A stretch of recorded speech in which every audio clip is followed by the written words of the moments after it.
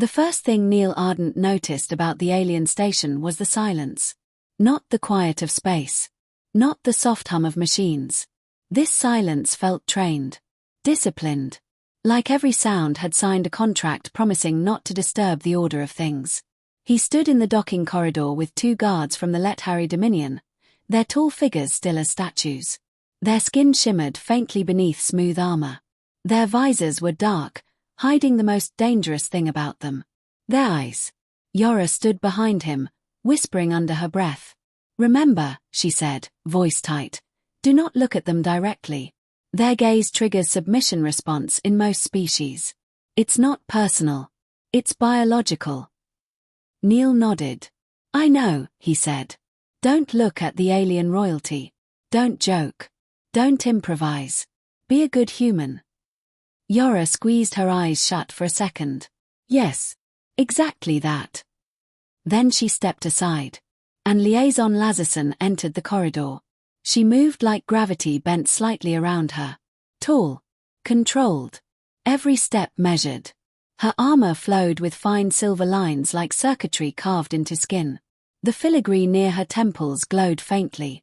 And beneath her visor, the outline of her eyes pulsed with soft light. The air changed. The guards stiffened. Yora lowered her gaze instantly. Neil didn't. He forgot. Or maybe he chose not to remember. For half a heartbeat, their eyes met. The corridor reacted. His implant flashed warnings. Dominance broadcast detected. Hierarchy response initiating. A pressure formed behind his eyes. Gentle at first. Then firm. Like someone placing a hand on his head, guiding it downward. "Kneel." The command was not spoken. It was felt. His body leaned forward slightly. His knees loosened. He could kneel. It would be easy. Natural. But something in his brain did something strange. Instead of fear, instead of submission, he felt admiration. Not obedience. Not surrender. Just the simple, honest thought. She's beautiful. Not in a romantic way. Not in a weak way. Just beautiful. The freckles along her cheekbones flickered in surprise. Tiny lights choosing a new pattern. Lazarson inhaled softly. "That is incorrect behavior," she said. Her voice was smooth, controlled. But something beneath it shifted. "I know," Neil replied, clearing his throat. "I'm a chronic rule misreader. If a sign says do not touch, my brain reads touch briefly and regrets it later." Yora made a choking sound. The guards tensed. But Lazarson raised one elegant finger. "Silence." "Explain," she said. Neil swallowed. "It wasn't strategy," he said honestly. "It wasn't dominance. I just saw you. And my brain did what it does. It made a truth and threw it out before fear could edit it." The freckles brightened. "Truth," she repeated. "Yeah. And apparently my truth is illegal here." A long pause. "If your perception does not align with our design," Lazarson said slowly, "then your species is dangerous." Neil blinked. "Dangerous how?" "You do not fear what you should." He gave a soft breath that almost became a laugh. "Trust me. Humans fear plenty. We just sometimes get it wrong." The guards shifted again. The air felt tight. Lazarson studied him. And then, quietly, "I'm attempting curiosity." Yora gasped. Neil grinned slightly. "Careful. Curiosity is contagious." Observation. They brought him to a chamber designed to prevent accidents. 2 chairs. 1 table. No mirrors. No reflective surfaces. Even the lights were hidden deep inside the ceiling. A glowing meter on the wall pulsed beside a translated label. "Gaze event probability." A drone hovered above. Neil sat down. "This feels official," he muttered. Lazarson entered. Her visor darker this time. A transparent field shimmered between them, blurring line of sight. "You are under observation," she said. "Am I being censored?" Neil asked. "Your perception is the issue." A small device floated from the wall. A delicate crown of light. "Place it on your head." "Finally," he said lightly. I've waited my whole life to be crowned for poor decisions. It is not ceremonial. It never is. He placed it on his head. Cool metal touched his temples. A soft static tickled behind his eyes. Her own crown activated beneath her hairline. The display between them lit up with symbols. A diagram of an eye. Waveforms extending outward. This, she said, is the broadcast pattern. It synchronizes with mammalian brains. It induces hierarchy response. Stability sounds nice, Neil said. We value stability. She touched the table. The field shimmered thinner. A tone sounded. And he felt it. The pressure returned. Stronger now. Clearer. Neil. Comply. It wasn't violent. It was gentle. That made it worse. His body wanted to obey like muscles obey gravity. His head dipped slightly. He stopped it. Is there a safe word? He muttered. The pressure increased. On the display, red markers appeared where the signal tried to lock into his brain. Then something strange happened. The signal stuttered. It didn't disappear. It translated. The urge to kneel twisted into something else. Admiration. Connection. Emotion. His throat tightened. I'm feeling things, he said roughly. That is overload. No, he whispered. It's not overload. It's my brain getting handed a command and turning it into a compliment. The display scrambled. Anomalous pars detected. Lazarson leaned forward. That is impossible. Welcome to my whole brand. The pressure faded. Not because she stopped, but because it had nowhere clean to land. When you looked at me, she said carefully, the broadcast should have established hierarchy. It didn't, he said. It established, honestly, a problem. Silence. If this is true, she murmured, then the law is not protection. Maybe it protects the system, he said gently. Not you. Her freckles dimmed. Then brightened. Calibration hearing. They didn't call it a trial. They called it a calibration. The chamber was circular. Rows of seated officials. All visors dark. Even the insignia above the dais had been redesigned so no symbol could return a gaze. Neil stood at a marked position on the floor. Yora whispered behind him. Last chance. Don't improvise. I never improvise, he whispered back. I panic creatively. The lead official spoke. Human anomaly. Your neural parsing destabilizes our safety protocols. I've been told I'm a hazard before, Neil replied quietly. A device rose from the floor. Another crown. Another machine to rewrite him. Your gaze will be aligned. His implant flashed. Personality update pending. His stomach dropped. Not fear of pain. Fear of being edited. Then. The chamber shifted. The air pressure changed. Lazarson stepped forward. No visor. Gasps rippled. Officials leaned back. You violate ordinance, the lead official snapped. I redefine risk, she replied. She stepped between Neil and the machine. Do not look at me, she said softly. Old warning. Old law. Neil swallowed. This time, he knew what would happen. This time, he chose. He lifted his head slowly. Their eyes met. The chamber froze. The broadcast hit him full force. Kneel. Submit. Obey. His body leaned. He caught it. Not with force. With understanding. He let the signal pass through him. It changed. Shifted. Warmth in his chest. Respect. Choice. You're beautiful, he said simply. The meter on the wall spiked. Then steadied. No collapse. No obedience cascade. Just proof. The officials stared. This human is not immune, Lazarson said clearly. He is different. His mind translates dominance into regard. Into restraint. Into choice. And if others learn, an official demanded, then we adapt. Silence filled the chamber. Long heavy. Finally. Conditioning is suspended, the lead official said. Relief washed through Neil. He hadn't been rewritten. He hadn't been forced. He had simply remained himself. As the chamber emptied, Lazarson stepped closer. "You will return to your ship," she said quietly. "You will speak carefully." "I will," he promised. She held his gaze. The station did not explode. The lore did not vanish. But something cracked. And light entered. Aftermath. On the walk back to the docking bay, Yora exhaled loudly. "I can't believe we negotiated eye contact like it was a trade treaty." Neil laughed softly. "Humans are good at weird negotiations. You realize what this means?"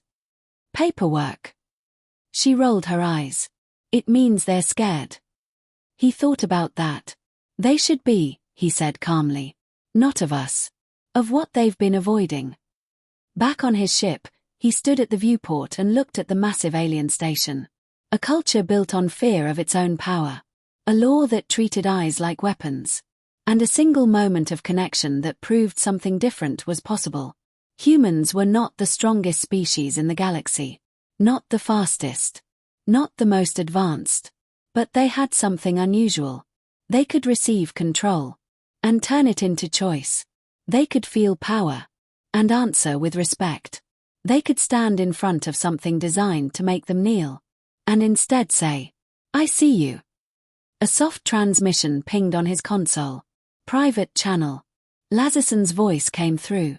"The Council has initiated research," she said, "into consent-based gaze governance." He smiled. "That's a long name." "Yes." A pause. "You changed us," she said quietly. "No," he replied. "You changed yourselves. I just didn't kneel." Another pause. Then, "Curiosity is contagious." He laughed softly. "Careful." The line ended. Neil looked once more at the station. A world didn't end that day. But a wall cracked. And sometimes, that was how revolutions began. Not with violence. Not with force. But with someone refusing to bow. And choosing instead to understand. The Dominion did not collapse. It did something far more dangerous. It began to think. 3 cycles after the calibration hearing, the Let Harry station still floated in disciplined silence. Visors were still worn. Heads were still angled down in public corridors. Laws were still active. But beneath that order, something had shifted. Research chambers filled with new data. Words like consent, translation error, and neural reinterpretation appeared in official documents. And in a secured observation wing, Neil Ardent sat in another quiet room. This time, there was no curtain between him and Lazarson. There was only distance. Measured. Intentional. "You requested this meeting," she said. "Yes." Her visor was thinner than before. Not removed. Not fully opaque. A compromise. "I have been assigned to the Governance Revision Council," she continued. "Your case is the catalyst."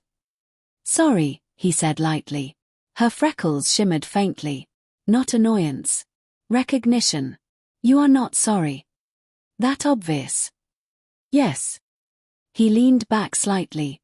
"I don't want to break your world," he said more seriously. "I just don't like worlds that break people." She studied him. "You assume we are broken." "I assume you were scared." Silence. On the wall, a soft display showed neural graphs. Dominion scientists had been studying recordings of his brain during the gaze broadcast. Every time the dominance pattern struck him, the same anomaly appeared. A reroute. A reinterpretation. Command became connection. Force became feeling. The scientists called it cognitive deflection reframing. Neil called it being stubborn. "The Council wishes to test broader exposure," Lazarson said carefully. He frowned. "Broader how?" "Controlled interactions between Let Harry and humans. To determine if your response is unique. And if it's not, then our foundational law becomes unstable." "Which law?" She hesitated. "The Ordinance of Protective Vision." He nodded slowly. He had learned more in the last days. Long ago, before the Dominion unified, their gaze had been used in war. Entire rival factions subdued without weapons. Submission cascades. Cities pacified with nothing but sight. After Unity, the power had been restricted. Visors became mandatory. Eye contact became criminal without authorization. Not because they enjoyed control. Because they feared it. You built a cage around your own eyes, Neil said quietly. Yes. And now you're wondering if the cage was protecting you, or trapping you. Her freckles brightened in a slow, thoughtful pattern. You continue to summarize with unsettling accuracy. He gave a small shrug. Humans specialize in emotional shortcuts. A soft chime interrupted them. An alert. Lazerson's posture stiffened. The council has convened early, she said. There has been an incident. The incident. They reached the central atrium quickly. Crowds gathered at a distance, disciplined but unsettled. At the center of the chamber, a young Letharry stood without her visor. Opposite her, a human trade delegate. On his knees. Security drones hovered above. What happened? Neil asked. Unauthorized eye contact, Lazerson replied. The young Letharry looked terrified.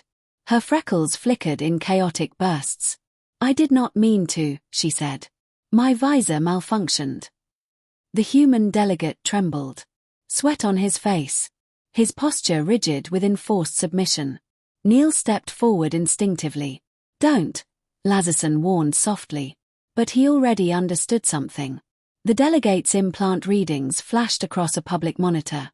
Dominance cascade. Active. Unlike Neil, this human's brain had locked cleanly into the broadcast. Full compliance. Total hierarchy response. The crowd murmured. Fear. Validation. Proof that the law was necessary. This is why we restrict, one official whispered sharply. Neil's jaw tightened. He walked slowly toward the kneeling man. Hey, he said gently. No response. The delegate's eyes were locked upward at the young Letharry. Can you hear me? Nothing. Lazerson moved beside him. We must sever the signal, she said. If prolonged, neural imprinting becomes permanent. Do it, Neil replied. The young Letharry was shaking.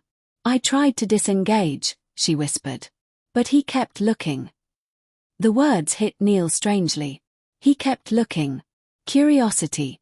Connection. The same thing that had saved him. Had trapped this man. Lazerson raised her hand. A focused counterwave pulsed outward. The delegate gasped. His body slumped forward. The dominance signal broke. Medics rushed in. The young Letharry collapsed into security arms. The chamber erupted in controlled alarm. This proves the danger, an official declared. The anomaly is isolated. The law remains justified. Neil stood still. He understood now. He was not normal. Most humans would kneel. He wasn't immune. He was miswired. And that miswiring had become political. Lazerson turned to him. You see now, she said softly. Yes, he answered. I do. Choice. Back in the observation chamber, silence felt heavier. I am not the solution, Neil said. No, Lazerson agreed. You can't rewrite your entire civilization because one human processes signals weirdly.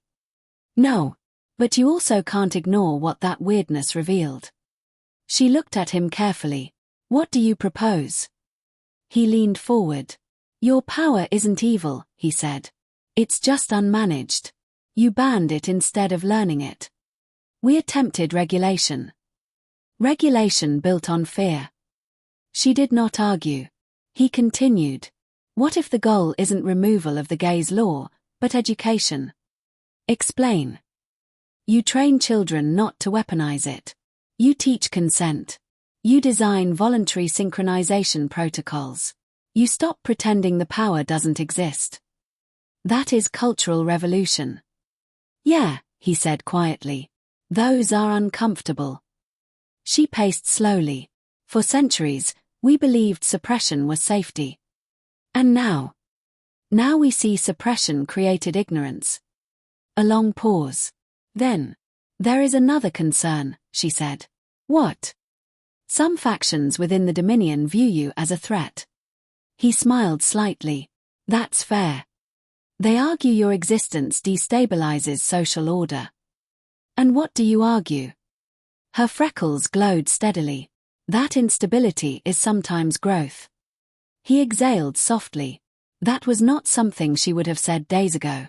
The radical proposal. The council convened again. This time, Neil was invited as consultant rather than defendant. Circular chamber. Dark visors. Rising seats. But the atmosphere had changed. Not defensive. Curious. Lazarson addressed them. The human anomaly does not invalidate the ordinance, she said. It reveals its incompleteness. Murmurs. We built our law on fear of misuse. We never explored controlled, consensual use. An older official spoke. You suggest we normalize what once conquered cities. I suggest we stop fearing ourselves. Neil stood when prompted. I don't have your power, he said simply. But humans have done similar things. We created weapons. Then laws. Then ethics. We learned that power isn't solved by pretending it doesn't exist. And if this education fails? Another official demanded. Then you adapt again, he replied. Silence. Then a younger council member spoke carefully. What if the problem is not the gaze, but hierarchy itself? The chamber quieted further. Lazarson's posture shifted. Our broadcast induces hierarchy response, she acknowledged. And hierarchy without consent is coercion, the younger member continued. Neil felt something important forming. You don't have to eliminate the signal, he said slowly. You just need to remove the assumption that it decides outcome. The lead official considered. You propose voluntary gaze protocols. Yes, Lazarson said. Mutual engagement. Time limits. Neural transparency. The council began formal deliberation. It would not be fast. Cultural shifts never were. But something irreversible had begun. The threat. That night, Neil received a private message. Encrypted. Unregistered. Leave the station, the text read. Your presence fractures unity. He showed Lazarson immediately. She did not look surprised. There are traditionalists, she said. They believe reform weakens us. Are they violent? They are afraid. That's not an answer. She met his eyes through the thin visor. No, she said. They are not violent. But fear can become so. Security increased around him. But Neil refused evacuation. If I leave, he said, it validates their narrative. You may become a symbol, she warned. I already am. That truth settled between them. The demonstration. To calm public fear, the council approved a controlled demonstration. Public. Broadcast across the Dominion. Lazarson volunteered. So did Neil. In the central atrium, millions watched through filtered feeds. This time, no malfunction. No accident. Consent protocols activated. A timer visible above. Neural monitors transparent to the public. Engagement authorized. The system announced. Lazarson removed her visor fully. Gasps echoed even through remote channels. Neil lifted his head. They locked eyes. The broadcast flowed. Powerful. Clear. The pressure hit him. And transformed. Not kneeling. Not surrender. Respect. Warmth. Choice. He did not break. He did not dominate. He simply remained. The neural monitors displayed real-time data. Dominance conversion. Reframed. The timer ended. They both stepped back simultaneously. No collapse. No casualty. No submission cascade. Just two beings standing equal. Across the Dominion, silence spread. Not fearful. Awed. A new ordinance. Weeks later, the council ratified revisions. The Ordinance of Protective Vision was renamed. The Accord of Responsible Gaze. Visors were no longer mandatory at all times. Education programs began. Children learned consent phrases before they learned advanced mathematics. Military protocols were rewritten. Power was acknowledged. Not hidden. Not feared. Governed. Departure. Eventually, Neil prepared to leave. Trade routes reopened. Diplomacy strengthened. He stood once more in the docking corridor. Lazarson stood before him. No visor. Not hidden. You will be recorded in our history, she said. Please spell my name correctly. A faint glow of amusement crossed her freckles. You are aware you disrupted centuries of doctrine. I tripped into it, he corrected gently. She studied him one final time. You did not kneel. No, he said softly. But neither did you. That was the truth. He boarded his ship. As the station drifted away, a transmission arrived. Public address. From the Dominion Council. To the species of Earth, the message began, we acknowledge a truth revealed through anomaly. Power without consent is fear. Power with understanding is strength. Neil leaned back in his chair.